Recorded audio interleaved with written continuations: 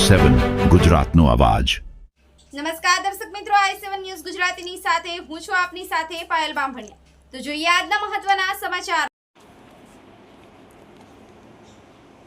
કિંગલોડ ભાદરણ ચોકડી પાસે આંકલાવ એમજીવીસીએલની ગંભીર બેદરકારી।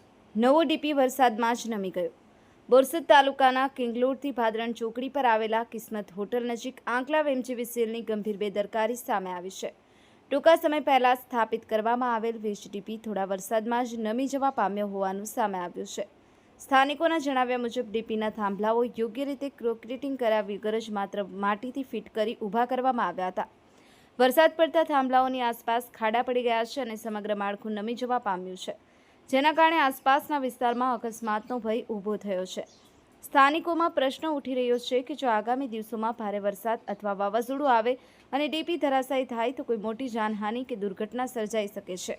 આવી સ્થિતિમાં તેની જવાબદારી કોણ લેશે તે એક મોટો તપાસનો વિષય બન્યો છે। સ્થાનિકોએ આંકલાવ એમજીવીસીએલના ઉચ્ચ અધિકારીઓની તાત્કાલિક સ્થળ પર તપાસ કરી જવાબદારો સામે કાર્યવાહી કરવા તેમજ ચોકમી બનેલા ડીપીને સુરક્ષિત બનાવવા માંગ કરી છે। તંત્ર સમયસર પગલાં ભરે તે જરૂરી બન્યું છે, જેથી કોઈ અનિચ્છનીય ઘટના બનતા અટકાવી શકાય। Bureau chief Narendra Sharma, i7 news Gujarati, Anand. નમસ્કાર દર્શક મિત્રો, i7 ન્યૂઝમાં આપનું સ્વાગત છે। હું છું આપનો મિત્ર નરેન્દ્ર શર્મા। જે કિંગલોડ ચોકડી પર ભાદરણથી કિંગલોડ રોડ પર જવાના માર્ગ પર એક કિસ્મત હોટલ નજીક ડીપી નાખેલી છે, તેને લઈને આજે એમજીવીસીએલની ઘોર બેદરકારી સામે આવી છે સ્થાનિકોની અને જે હોટલ માલિકની કહેવા મુજબ કે ડીપી નમી ગયેલી છે તો કાલ ઉઠીને કોઈ દુર્ઘટના સર્જાય તો એનું જવાબદાર કોણ, એ બાબતે આજે અહીંયા મીડિયા સમક્ષ રજૂઆત કરવામાં આવી છે કે જે વીજ પોલ જે ડીપી નાખેલી છે એના થોભલા પણ થોડા જ સમય નમી જવામાં આવ્યા છે।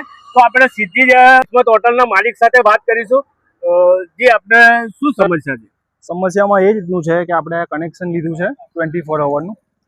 કનેક્શન આવતા જેવો પહેલો વરસાદ પડે એમાં એ રીતના ખાડા થઈ ગયા છે, આગળથી આખી લાઈન થોડી બેન્ડ થઈ ગઈ છે। કાલ ઉઠીને પડે આમાં જે સિમેન્ટ રેતીનું સ્ટ્રક્ચર આવે એ કર્યું નહીં, ઓનલી માટી પૂરણ કરીને આ લોકોએ પોલ ઊભા કર્યા છે।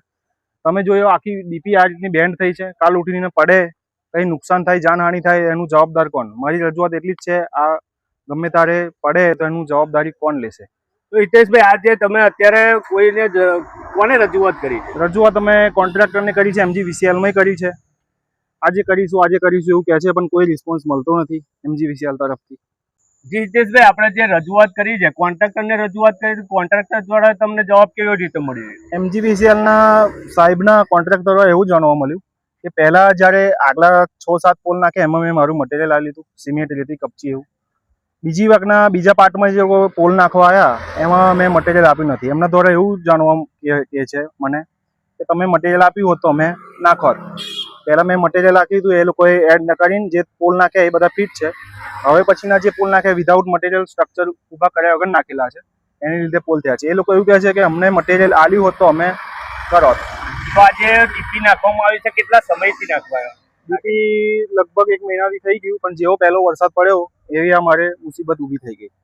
જી નમસ્કાર દર્શક મિત્રો, જે આ ડીપી નાખવામાં થોડો સમય લાગ્યો છે અને થોડા જ વરસાદમાં આ ડીપી આખી નમી ગઈ છે, તો કાલ ઉઠીને ભયંકર વાવાઝોડું કાં તો મોટો વરસાદ પડી આવે તો આની દુર્ઘટના સર્જાય તો એનું જવાબદાર કોણ? અને એ પછી નજીક હોટલ છે, નજીક ઘર છે, છતાં પણ આવી ઘોર બેદરકારી એમજીવીસીએલની એ કેટલું યોગ્ય છે?